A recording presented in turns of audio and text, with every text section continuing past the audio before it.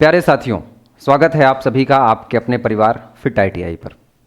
RVNL में vacancy आप सबकी आई हुई है। विद्युत विभाग में आप सभी को पता है, राजस्थान विद्युत उत्पादन निगम लिमिटेड। आपकी ट्रेड है साथी वेल्डर के साथ आपकी ट्रेड हो सकती है फिटर। सिलेबस को लेकर के आप सब बहुत परेशान हैं। बार बार मेरे पास फ़ोन भी आ रहे हैं, बार बार मेरे पास मैसेज भी आ रहे हैं कि सर इस भर्ती के लिए आप बता दो कि क्या मुझे पढ़ना है, मैं तो पढ़ जाऊंगा। क्या सर फिटर ट्रेड है हमारी, तो क्या हमको वेल्डर पढ़ना पड़ेगा क्या? क्योंकि साथी फिटर और वेल्डर इन दोनों का ग्रुप सेम दिया है। वही कंफ्यूजन मैं आपका आज दूर करने आया हूं, तो इस वीडियो को ध्यान से देखना, पूरी देखना। ये वीडियो आपके काम की है, कहीं पर मिलेगी नहीं।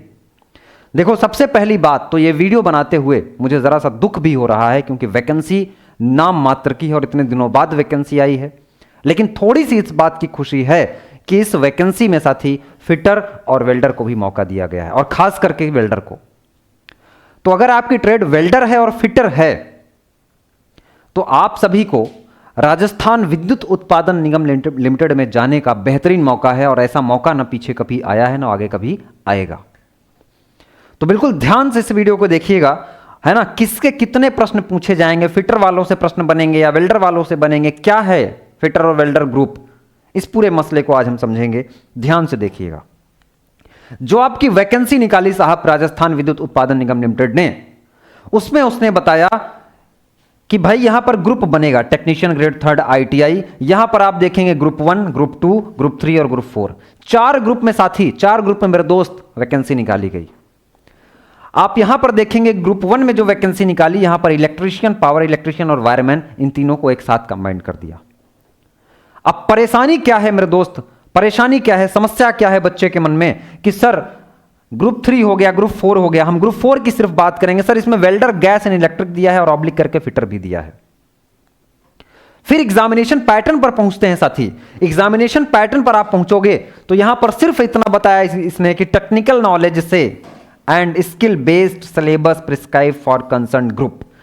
यही मामला, यही लाइन सबसे बड़ा मसला खड़ी करती है कि क्या इस कंसर्न ग्रुप में जब आप देखते हैं तो इस ग्रुप 4 में जब आप जाएंगे तो आपको वेल्डर भी देखने को मिल रहा है, फिटर भी देखने को मिल रहा है। इसका मतलब है मेरे दोस्त कि वेल्डर वाला भी बच्चा अप्लाई करेगा और फिटर वाला बच्चा भी अप्लाई करेगा। तो सर क्या करना है, क्या पढ़ना है हमको? और सर राजस्थान की वैकेंसी है, हम राजस्थान से हैं और हमको इसमें से एक सीट अपनी लेनी है, हमको एक सीट साथी अपनी पक्की करनी है। तो क्या करना है, आपको सिलेबस का कंप्लीट जानकारी होना चाहिए। कहां से सब्जेक्ट, किस सब्जेक्ट से, किस ट्रेड से आपके सवाल पूछे जाएंगे, यह आपको ज्ञात होना बहुत जरूरी है। तो देखो, सबसे पहली बात, कुछ और कंडीशंस मैं आपको बता दूं। जो आपका पेपर होने वाला है, जो आपका एग्जामिनेशन होने वाला है, वो साथी 2 टियर में होने वाला है। एक तो होगा प्री और एक होगा आपका मेंस। एक होगा आपका प्री और एक होगा आपका मेंस। 2 पेपर होंगे। पहले पेपर में जो पास करेगा उसको दूसरे पेपर में उसके 10 गुना, जितनी वैकेंसी उसके 10 गुना बच्चों को मौका दिया जाएगा मेंस देने का। लेकिन सिलेबस साथी दोनों का सेम है, इसके बारे में भी हम चर्चा करेंगे। अब सर एलिमेंट्री मैथ और जनरल साइंस 10 क्वेश्चन आएगा, सबको पढ़ना है, सेम पढ़ना है। सर जनरल अवेयरनेस में अगर हम जाते हैं, यहां पर करंट अफेयर, जियोग्राफी हो गया, है ना, इसके अलावा एग्रीकल्चर हो गया, इकोनॉमिक्स हो गया, हिस्ट्री हो गया, कल्चर ऑफ राजस्थान स्पेशल हो गया। यहां से आपके 35 प्रश्न बनने वाले हैं, 35 नंबर की। ये भी सभी का सेम रहेगा। सर करंट अफेयर से भी प्रश्न पूछे जाएंगे क्या? 5 प्रश्न पूछे जाएंगे जो सभी के लिए सेम रहेंगे। तो अगर कुल मिलाकर के देखें सर, तो 50 नंबर की जो तैयारी है आपकी, ये तो सेम रहने वाली है। लेकिन सर यहां पर जो ग्रुप की बात कर दिया, यहां पर फिटर भी अप्लाई कर रहा है और वेल्डर भी अप्लाई कर रहा है, फिटर भी अप्लाई कर रहा है और वेल्डर भी अप्लाई कर रहा है। साथ ही पेपर 1 बनेगा, पेपर 1 आएगा, कॉमन आएगा। ना तो वेल्डर वाले के लिए वेल्डर के अलग से पेपर बनेंगे, ना तो फिटर वालों के लिए फिटर के अलग से पेपर बनेंगे। तो अगर आपने किताबें खरीद करके रख ली हैं, आपने तैयारी शुरू कर दी है, तो अभी थोड़ा सा ब्रेक लगाओ और समझो इस बात को। और ये वीडियो, ये सेशन अपने उस साथी तक शेयर करो जो इसकी तैयारी कर रहा है। देखो साथी, जो आपका पेपर बनने वाला है वो पेपर पूरा का पूरा फिटर पे पूछा जाएगा। तो सर फिटर वाले की तो बल्ले बल्ले, फिटर वाले की तो बल्ले बल्ले है, फिटर तो पढ़ रहा है, समस्या वेल्डर वाले के साथ हो गई। अब अगर वेल्डर से भी सवाल बनता है, वेल्डिंग से भी सवाल बनता है, तो ये फिटर वाला तो वेल्डिंग पढ़ता है, बेसिक वेल्डिंग, गैस वेल्डिंग पढ़ लेता है, वो आर्क वेल्डिंग पढ़ लेता है, वो इलेक्ट्रोड पढ़ लेता है, एडवांस वेल्डिंग नहीं पढ़ता है। लेकिन वेल्डर वाले को समस्या है फिटर की। तो मेरे दोस्त परेशान नहीं होना है।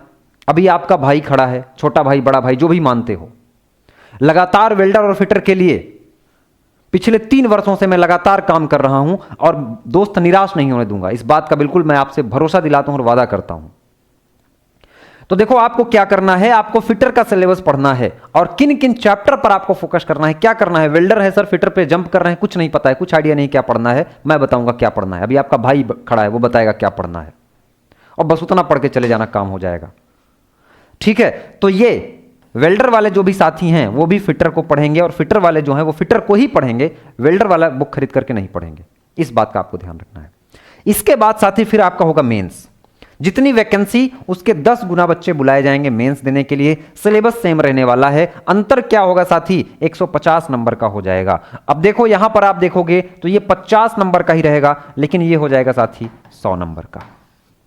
यानी टेक्निकल का वेटेज मेंस में ज्यादा है। क्या सिलेबस में थोड़ा बहुत हार्ड क्वेश्चन आएंगे क्या, नहीं, सेम। जितने इजी आपके प्री में रहेंगे उतने इजी मेंस में भी रहेंगे, बस टेक्निकल का वेटेज बढ़ जाएगा।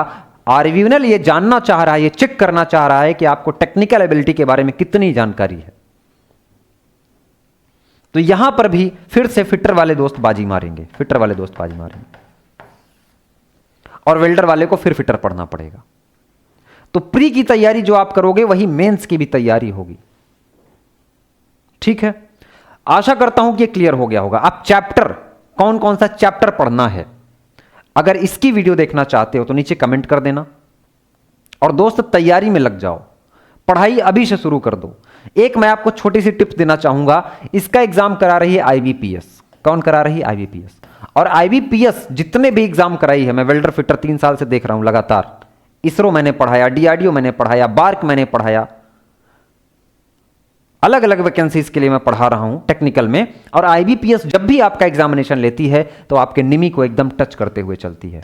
सर निमी को क्या, निमी में क्या, निमी में जो भारत स्किल की पीडीएफ आती है ना 400 प्रश्नों की, उसको टच करती है। तो एक नजर आप लास्ट उस पर भी मार लेना, याद रखोगे आप मुझे। ठीक है, तो ये आईबीपीएस एग्जाम कंडक्ट कराएगी तो निमी के ऑब्जेक्टिव क्वेश्चन बैंक को भी टच करेगी और साथ ही साथ आपके डेप्थ में भी जाएगी, कॉन्सेप्ट को भी जज करने की कोशिश करेगी। तो तैयारी बेहतरीन होनी चाहिए। ठीक है, तो उम्मीद करता हूं कि जो इंफॉर्मेशन मैंने आपको दी फिटर वेल्डर से रिलेटेड वो आपके काम की रही होगी।